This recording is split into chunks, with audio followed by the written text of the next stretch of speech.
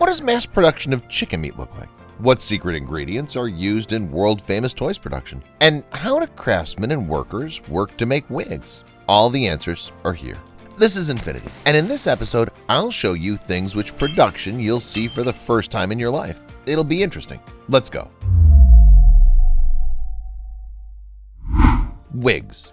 Wigs can be synthetic or natural. Natural wigs are made from real human hair. Sometimes animal hair or wool is added, such as Angora and Tibetan goats, Tibetan yaks, or even camels. Angora wool is most valued. It's up to 30 centimeters long, very soft and silky. In the natural wig's mane or tail's hair, as well as hemp or linen fibers can be found. But most of the raw materials are still human hair. For the production of synthetic wigs, acrylic, vinyl, and catechol, which contains algae, are used. Natural wigs look more natural, which is obvious. The owner of such a wig has the opportunity to do the same manipulations with hair as if it were their real hair. They can dye a wig completely or dye separate strands, or they can curl hair. Wig must be perfectly adapted to the shape of the head, so the wig, intended for everyday wear, is usually ordered individually. These models take into account the circumference of the head, the distance between the temples, and other parameters.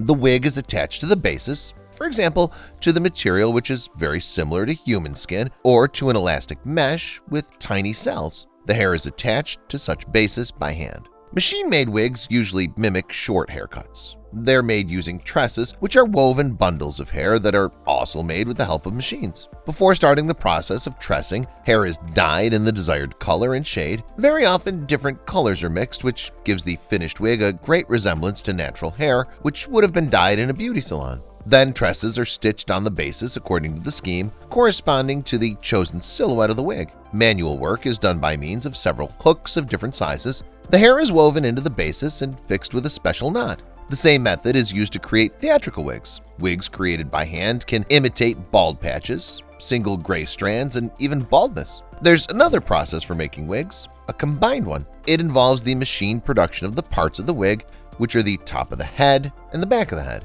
The work on the temples and frontal part is done manually. The hair in such a wig can be combed behind the ears or thrown back, relieving the forehead. Stress relief toys.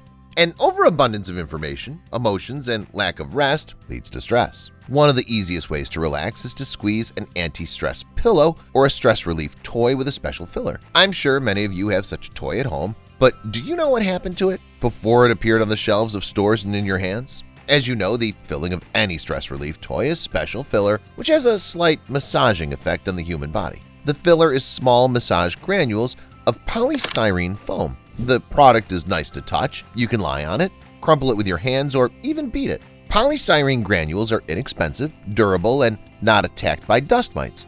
Do not gather dust and do not absorb moisture. Another synthetic filler option is siliconized balls. They have an antibacterial coating, tolerate high washing temperatures, and do not lose their shape. Also, such toys can be filled with natural materials such as buckwheat husk and wool, but such products are more expensive. Husk is heavy enough, so it'd be difficult to throw pillars with such filler around the room. Products with wood filling have a fairly high price and require careful handling, otherwise they quickly lose their shape. At the same time, they're very useful because they not only have an anti-stress effect, but also serve as a kind of therapy for rheumatism, arthritis, arthrosis, and even respiratory diseases. Slime is another toy that probably everyone knows about. By the way, it was first produced in 1976. The first slimes, which were made in a toy factory in California, were made of 4 main ingredients: guar gum, borax, polymers, and glue. Nowadays, guar gum and borax are the only 2 main ingredients in slime production. They play a role of thickeners. Guar gum is a harmless product that's used in cooking to thicken jelly, ketchup, sauces, as well as meat and fish dishes. As for borax, in large quantities it's dangerous to health, but don't worry, there's not much of it in slimes. In general, the toy itself is not harmful to health, but it's recommended to avoid getting slime on the mucous membranes. As for the polymers and glue, these ingredients are usually used in the production of cheap slimes. They're not dangerous, but it's better not to play with such slimes for a long time. So, now, knowing what slime is made of, you can guess how harmful the product is. By the way, did you know that slime has the property of a non-Newtonian fluid? It's because of this property that it doesn't spill and is easy to collect. And what properties do other products and things from this episode have? For example, what about the most famous lighter on the planet? Stay tuned to find out all the details and to see other fascinating production processes. Let's move on. Zippo. There are a whole bunch of different lighters in the world, but none of them compare to the Zippo lighter in terms of popularity. This lighter is beautiful to look at, gives a good fire, and is also wind resistant. So how's it made? The manufacturing process begins by forming the tops and bottoms of the body from large sheets of brass. The elements are put into a nickel bath. It provides better adhesion or sticking for the subsequent application of a chrome layer. The body planks undergo 5 stages of nickel washing, one after the other. After that, they're conveyed to a special tank that applies the chrome plating in 4 minutes. The result is a shiny, chrome-plated case. Every hour, a Zippo factory chromes over 3,000 blanks. In the next stages of production, small parts are produced by the fuel supply and the spark supply. On one stage, holes are made in the ignition elements. This is not done for beauty. These slots give the lighter wind protection.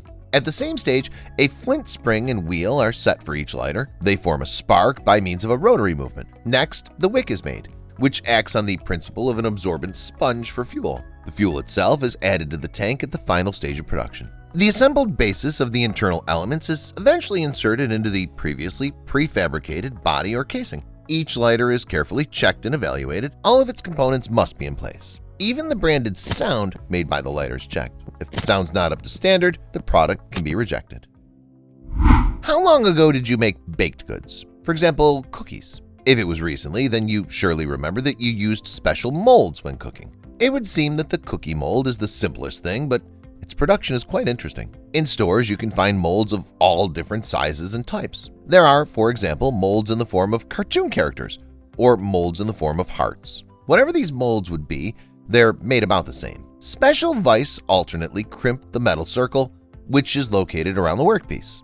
The workpiece is made of durable metal, and the circle is made of metal that can be squeezed quite easily. When the circle's squeezed, it gradually takes the shape of the future mold. All that remains to do is a few manipulations like cleaning and processing the mold, and then you can pack it up and send it to the store.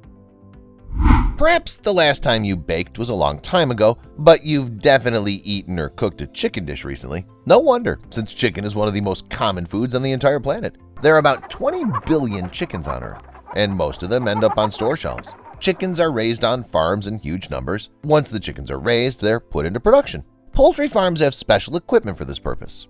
The bodies are launched on a conveyor belt, which moves at great speed.